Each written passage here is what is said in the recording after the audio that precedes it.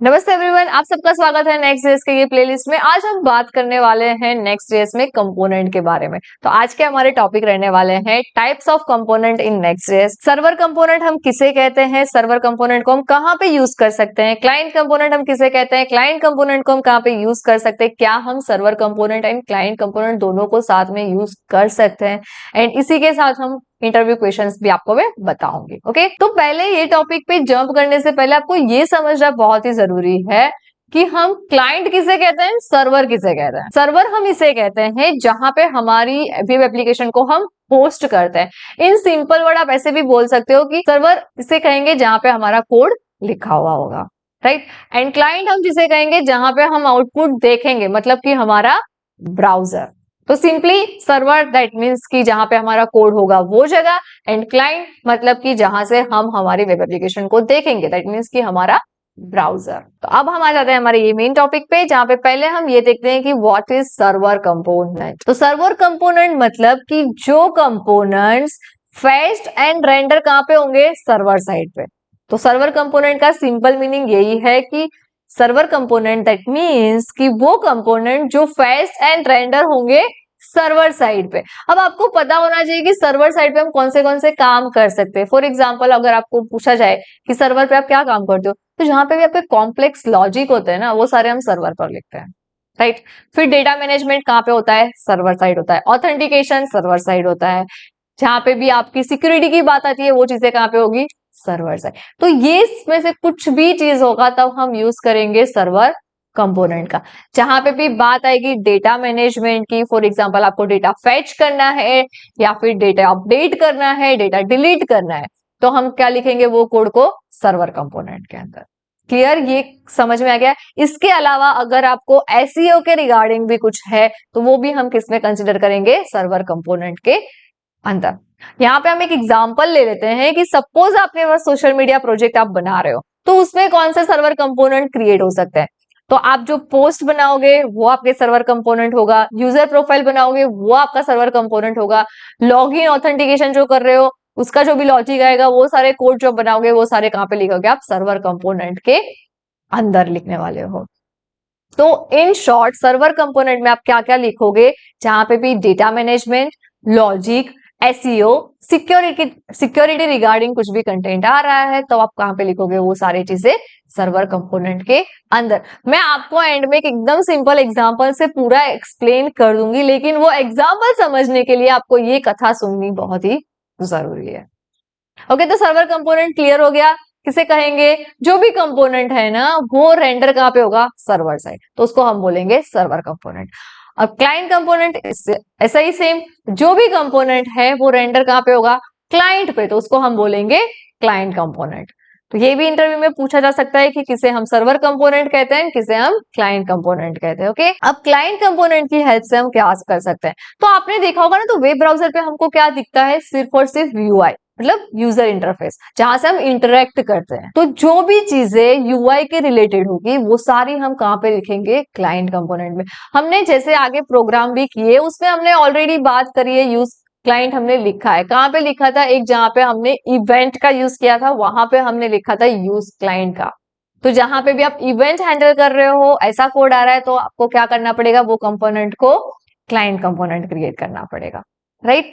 तो यहाँ पे हम क्या लिखेंगे क्लाइंट कंपोनेंट के अंदर, जहां पे इवेंट हैंडलिंग के काम आ रहे हैं, फॉर्म वैलिडेशन आपको करने हैं, जहां पे भी आप हुक्स यूज करते हो, वो चाहे यूज इफेक्ट हो, यूज स्टेट हो, ये सारे हुक्स इफेक्ट जो है वो यूज करते हो, तब आपको क्लाइंट कंपोनेंट का यूज करना है। जैसे आप जियो लोकेशन एपीआई का यूज कर रहे हो, जो भी क्लाइंट साइड की एपीआई है, हाँ, सर्वर साइड वाली एपीआई की बात यहाँ पे नहीं हो रही है, तब आपको यूज करना है क्लाइंट कंपोनेंट का। सिंपली मैंने पहले ही बोला वैसे कि जहां पे भी यूआई रिलेटेड कोड आ रहा है वहां पे आपको क्लाइंट कंपोनेंट करना है। सेम एग्जांपल हम लेते हैं, सोशल मीडिया प्रोजेक्ट आप बना रहे हो, तो उसमें आप लाइक की फंक्शनैलिटी है, कमेंट की फंक्शनैलिटी है, रियल टाइम नोटिफिकेशन की फंक्शनैलिटी है, चैट की फंक्शनैलिटी है, ये सारी हम किसमें कंसिडर करेंगे, क्लाइंट कंपोनेंट के अंदर। थोड़ा बहुत आपको अभी समझ में इतना आ ही गया होगा कि सर्वर कंपोनेंट मतलब कि जो भी डेटा होगा या फिर जो भी कंपोनेंट्स होंगे ना, वो रेंडर मतलब कि एग्जीक्यूट सर्वर पर होंगे, और क्लाइंट मतलब कि जो भी डेटा होगा, कंपोनेंट होगा, वो एग्जीक्यूट कहाँ पे होगा, जिसका एग्जीक्यूशन क्लाइंट पे होगा। अब मैं आपको एक बेस्ट सिंपल एग्जांपल से समझा देती हूँ कि क्लाइंट कंपोनेंट क्या करेगा और सर्वर कंपोनेंट क्या करेगा, राइट। यहाँ पे देखो ये एक हमने बटन क्रिएट किया है डिलीट वाला। तो ये जो बटन क्रिएट किया है ना, इसमें क्या क्या चीजें, कौन सा कोड आपको क्लाइंट में लिखना है, कौन सा कोड आपको सर्वर में लिखना है, वो बता देती हूँ मैं।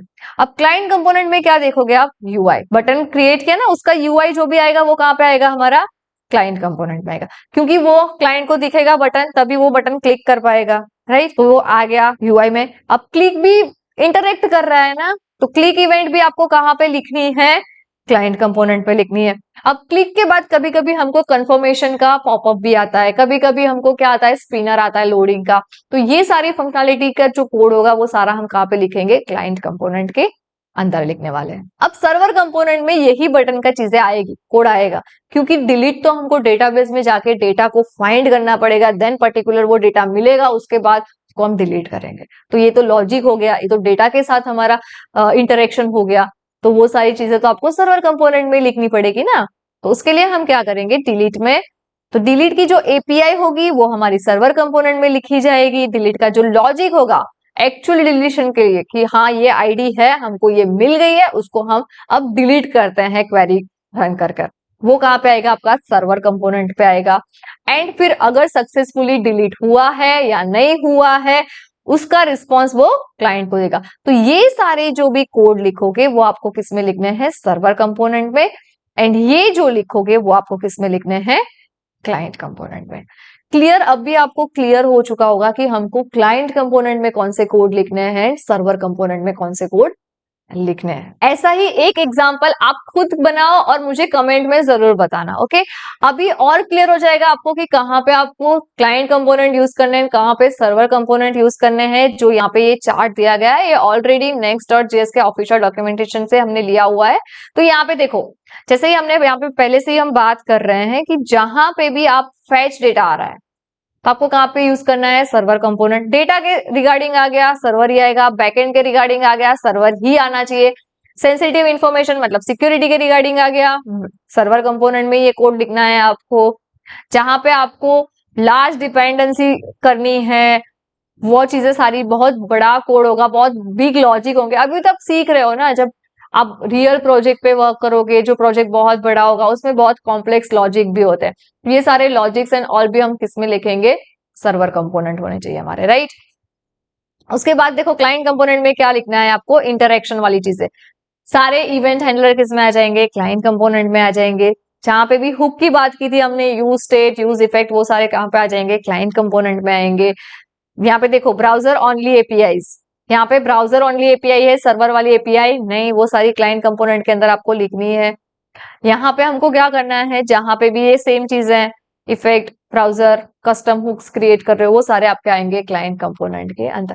सिंपली इतना याद रख लो कि सर्वर पे आपको लॉजिक वाली चीजें, डेटाबेस वाली चीजें लिखनी है कंपोनेंट में, एंड क्लाइंट कंपोनेंट में जहां पे भी यूजर की बात आ जाती है, यूजर इंटरेक्शन के लिए हम इवेंट यूज कर रहे हैं तो वो, इनपुट में कुछ वैल्यू चेंज करने के लिए यूज स्टेट यूज कर रहे हैं तो वो सारी चीजें अगर इंप्लीमेंट करनी है तो हमको किस में करना पड़ेगा, उसको क्या बनाना पड़ेगा, वो कंपोनेंट को क्लाइंट कंपोनेंट बनाना पड़ेगा। क्लियर। अभी हम इंटरव्यू क्वेश्चन की बात कर लेते हैं। तो पहला क्वेश्चन आपको ये पूछ सकता है कि बाय डिफॉल्ट सारे कंपोनेंट क्या होते हैं।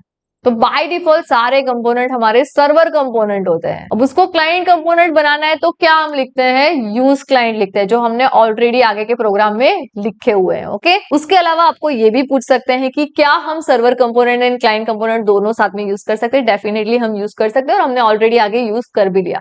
हमने इवेंट वाला प्रोग्राम करा था ना, जहाँ पे ऑन क्लिक वाला, तो ऑन क्लिक में क्या था, ऑन क्लिक इवेंट हो गई, उसको हमने क्लाइंट कंपोनेंट बनाया था, और बाकी के सारे जो कंपोनेंट थे वो हमारे क्या थे, सर्वर कंपोनेंट थे।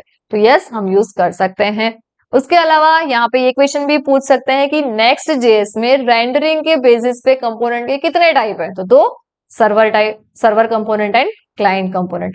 किसके बेस पे है, रेंडरिंग के बेस पे, राइट। और आपको कोई एग्जांपल भी पूछ सकते हैं कि भाई आपको सपोज मैंने यहाँ पे सोशल मीडिया का बताया, एक बटन का सिंपल एग्जांपल से मैंने आपको एक्सप्लेन करने को बोला, वैसे भी आपको कुछ पूछ सकते हैं कि सपोज यहाँ पे एक इनपुट बॉक्स बनाया हुआ है, उसमें ऐसी फंक्शनलिटी हमको XYZ क्रिएट करनी है, कोई सिनारियो दे सकते हैं, तो उसमें क्लाइंट कंपोनेंट में आप क्या कोड लिखोगे एंड सर्वर कंपोनेंट में आप क्या कोड लिखोगे। तो होप उम्मीद करती हूँ आपको सर्वर कंपोनेंट क्या होता है, क्लाइंट कंपोनेंट क्या होता है समझ में आ गया होगा। आपको एक और एग्जांपल देती हूँ। उसके लिए हम यहाँ पे क्रोम में जाते हैं एंड यहाँ पे हम कोई भी साइट ओपन करो। सपोज आप फ्लिपकार्ट ओपन कर दो। अभी हम कोई भी प्रोडक्ट ले लेते हैं, सपोज कि गेम वाली छोटे बच्चों की गेम का है, ये ले लेते हैं।